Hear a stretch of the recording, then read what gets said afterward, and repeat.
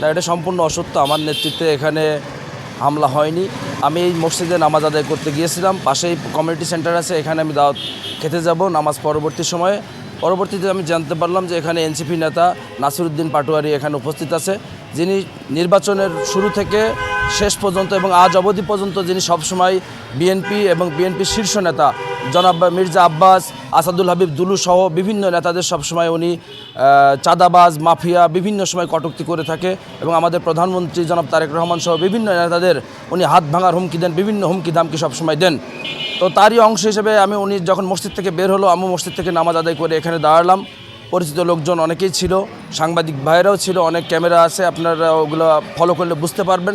আমি ওনার সাথে কথা বলছি যে আপনি জীবন অবাক না করলে কে করবে? 28% মিল্ক ফ্যাটের অবাক করার সাথে ফ্রেশ মিল্ক পাউডার। জীবন অবাক করুক প্রতিদিন। ঝিনাইদহ এসেছেন খুব ভালো, কিন্তু আমাদের ঝিনাইদহের নেতৃবৃন্দ বা বিএনপি শীর্ষ নেতাদের নামে আপনি কটূক্তি করবেন না। প্রত্যেকেরই মান সম্মান আছে, আপনি কারোর মান সম্মান নিয়ে টানাটানি করবেন না। অন্তত আপনার প্রতি এই অনুরোধটুকু থাকলো। উনি আমার পরিচয় জানতে চাইলো, আমি আমার পরিচয় বললাম।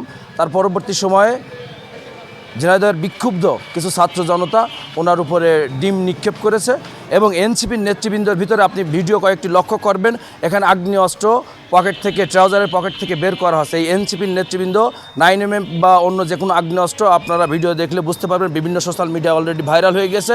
এই অস্ত্রগুলো কারা ব্যবহার করছে, পুলিশ এখনও তাদের কেন গ্রেপ্তার করছে না?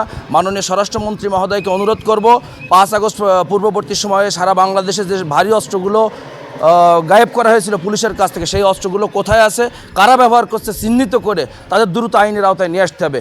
এই এনসিপির এই নাসিরউদ্দিন পাটোয়ারি বাংলাদেশের রাজনীতির জন্য একটি কলঙ্কের নাম। এই কলঙ্ক বাংলাদেশের মানুষ আর দেখতে চায় না। তাই ঝিনাইদহের বিক্ষিপ্ত ছাত্র জনতা নাসিরউদ্দিন পাটোয়ারিকে প্রতিহত করে ঝিনাইদহ থেকে বিতাড়িত করেছে। না, আমার নেতৃত্বে হামলা হয়নি। আমি তার সাথে কথা বলেছি, তার মানে এই না যে আমার নেতৃত্বে হামলা হয়েছে। এখানে ঝিনাইদহের বিক্ষিপ্ত ছাত্র জনতা হামলা করেছে।